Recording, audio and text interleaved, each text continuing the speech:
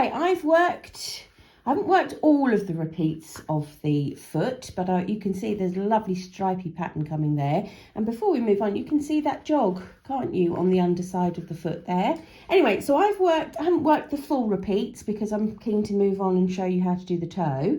But when you've worked through the 38 stripes, or even as you kind of get towards the end, good time to try on the sock and see what it looks like on your foot. You need your sock to be sort of 2 inches shorter than your foot when you start to move on, foot including toes, I mean, when you move on to creating the toe of the sock. So keep trying it on. Also, it's fun. Keep trying it on, and when you're 2 inches short, we're ready to move on to the toe. Now, if you work through all those 38 stripes and it's not quite long enough, just carry on with your stripes, and you can see the pattern that's been established, can't you? You sort of build up your stripes in the contrast colour, so 1 round, 2 rounds, 3 rounds, 4 rounds, 3 rounds, 2 rounds, 1 round, and then you go into the main colour in the same way. But, random stripes won't be a problem for anybody. So once you're ready to move on to the toe, you're going to start deploying these fellas, which are your DPNs. Mine are just my own ones, so yours will probably look a bit different to this, but they are just essentially big cocktail sticks, aren't they? So you're going to be moving on to using those, and I'm going to show you how to do that. I've just left myself now with just the main colour. I've broken the contrast colour. It's just tucked inside there, so I'm just working in my my main colour, which is the purple. I'm going to just put my stitch marker for the beginning of the round to one side for now. As we start working these, we're going to be moving, like I said, onto the DPNs, and how that's going to work. I'm looking at the sock. Let me just show you there. I'm looking at the sock down the middle of the underside of the foot here. We're going to have 2 DPNs for each of the underside of the foot, and 1 for all of the stitches across the top of the foot.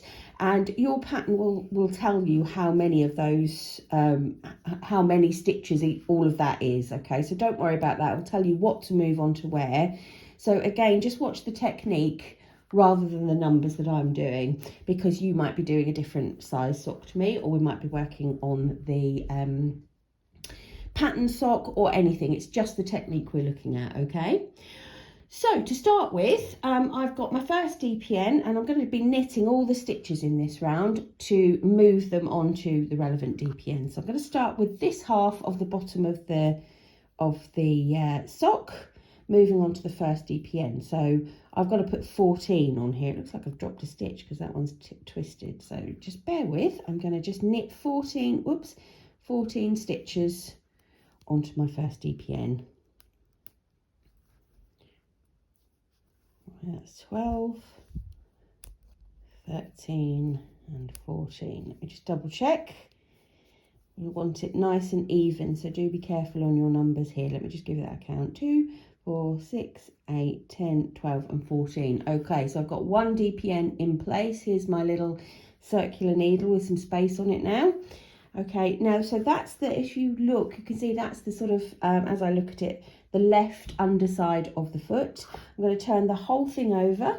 So now this is the top of the foot of the sock, all right? And the next, all of those top stitches are going to go onto 1 DPN. So for me, that's 28. And again, please don't worry, because all of those numbers will be easily explained.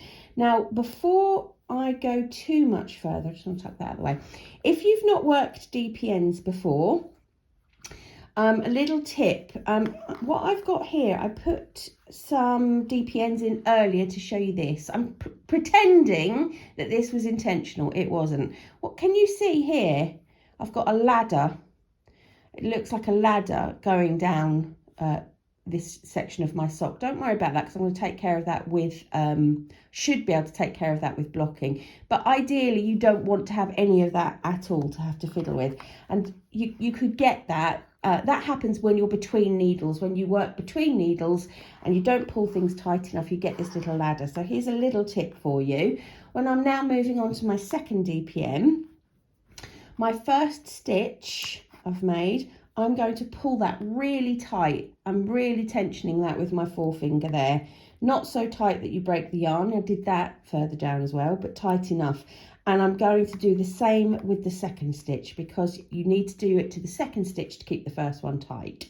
So two really tight stitches there, and then good and firm for the next couple, and then off you go as normal. Okay, so keeping those first 2 stitches really, really taut will prevent that unsightly ladder.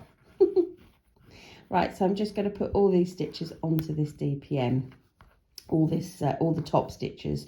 For me, 28. So it's actually represents half of the total number of your stitches going onto this, which is going to be called, is this needle 2? Yes, it's needle 2. I know it is needle 2 that we're knitting onto, but sometimes the numbering makes no sense to me, but this makes perfect sense.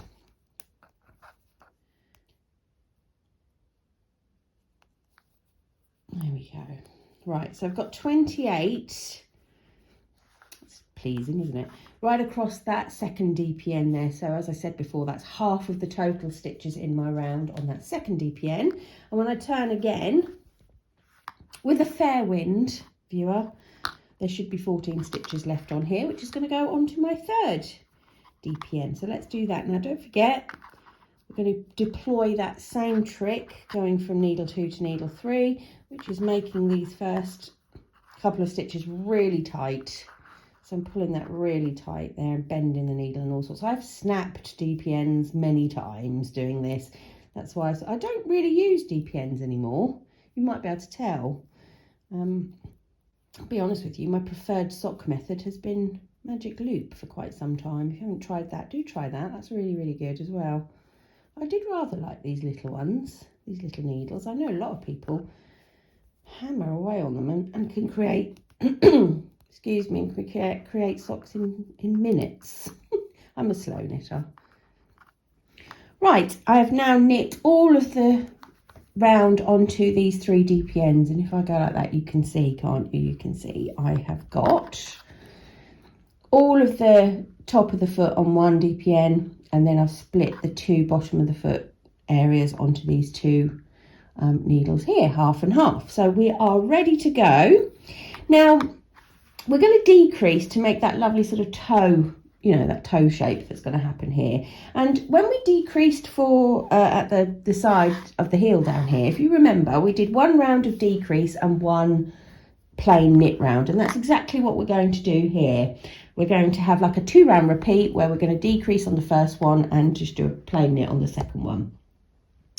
Okay, so needle 1 here. Okay, that comes after the center point. So needle 1, big one is needle 2, small one needle 3. All right, so we're going to start with needle 1, and your decreases will look familiar because all I'm going to do, no, I'm not going to do that. Sorry, I have to bring in a 4th needle, a 4th DPN. This is what we're going to work on all the time. All right, you're going to work with a 4th DPN. So you're going to start always with a needle with nothing on it.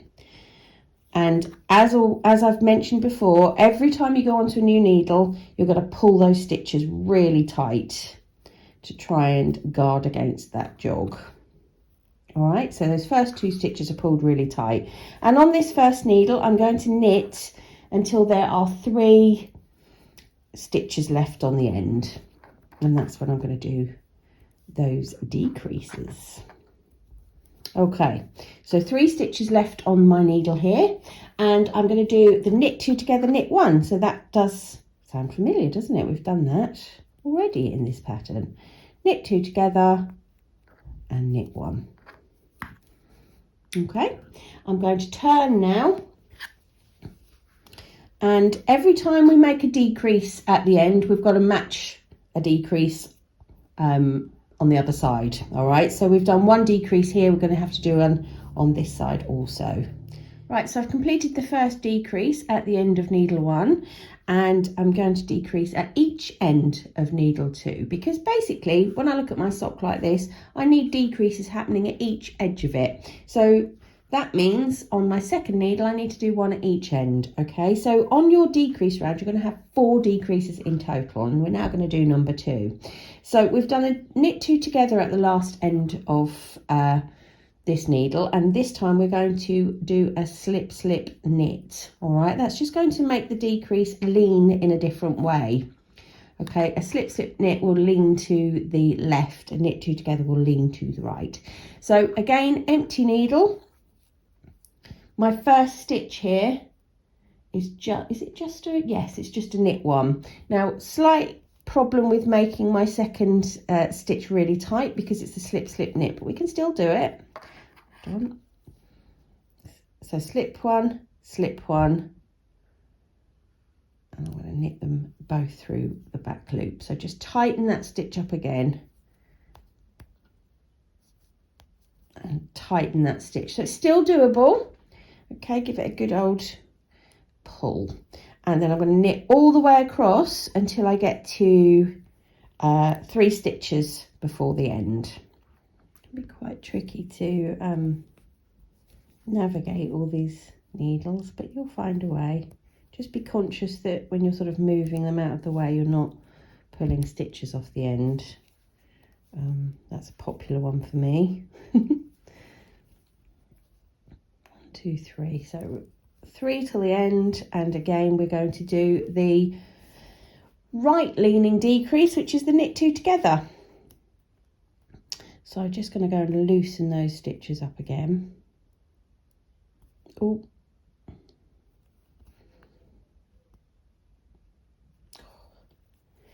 knit 2 together,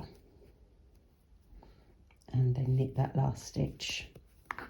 Okay, so I have decreased on both ends of needle 2, and my last decrease is going to happen at the beginning, needle 3. So we want a left leaning decrease going off in that direction, and so we're going to make another slip knit. Okay, so first stitch, tight, losing my stitches there, and then slip one, and knit 2 together. I'm very much hoping to become a bit more adept at coping with these DPNs. Can you tell I don't use them very often? Okay, there we go. Knit through the back loop, give that stitch a good pull, and off you go. Now, when I get to the end here, if I ever do, I will have completed the decrease row. Okay, so now I've completed this first round, I have completed a decrease round. All right, and my next round is just simply a knit all of the way around. Okay, so I'm trying to find my stitch marker, which I'm missing. So if you can keep an eye on that and you're happy with it, it's fine, but I pick up and put down, and I'm in and out and doing all sorts of stuff with my knitting. So what I tend to do is when I knit my first stitch for my regular round, I'm going to pop my stitch marker back in. It's not actually the beginning of the round, it's the second stitch of the round. But what that's going to tell me is when I come past that, I will take that stitch, I'll take the stitch marker out, and I'll know it's time to do another decrease round. So it's just a reminder to me every time I pass that stitch marker that I've got to do a decrease. So when I come, like I said, when I come back round, I will remove it, and I'll know that it's a plain round. So I hope that made sense. I'm going to knit all the way around until I get back to that beginning. Then I'm going to remove the stitch marker and put it to one side and know that I've got a decrease round. It's just a way for me to remind myself what is a decrease round and what isn't. Now you can look carefully at your stitches and find that, no problem. But darker yarn, working in the evening, a lot of us I know have work to do and things like that, and so we knit a lot in the evening. If you're working darker yarn, it's just a really easy way to remind you that, all right, there's my stitch marker, that means I've got a decrease round. So that's a little tip for you. So, sorry, a lot of waffle. We're going to decrease and then plain round. We're going to alternate that all the way through until basically half your stitches are remaining. So I started with 56 stitches here. I've got to go through and do that exercise, those two round repeat, until I've decreased half of the stitches. So I started with 56, I need to end up with 28. If you started with 72, for example, you'll end up with 36. Rely on your pattern, it will tell you how many you need to have. After that, things change slightly, so I'm just going to go off and do that. I'm going to get to 28 stitches and I will come back to you. Okay, I have now decreased down to half the number of stitches that I started with. This is the underside of the foot, this is the top side. You can see those nice decreases leaning in the correct directions, and I've done that, working that 2 round repeat, so 1 decrease, 1 plain round. All that we're going to do now is just carry on decreasing, knock out that second round, so no straight knit rounds, just decrease rounds until we take the number of stitches right the way down. I've got to end up with 8. Check your pattern for how many you need. So all we're doing, like I said, knocking out that second plain knit round. So let me do that until we're down to bare minimum stitches.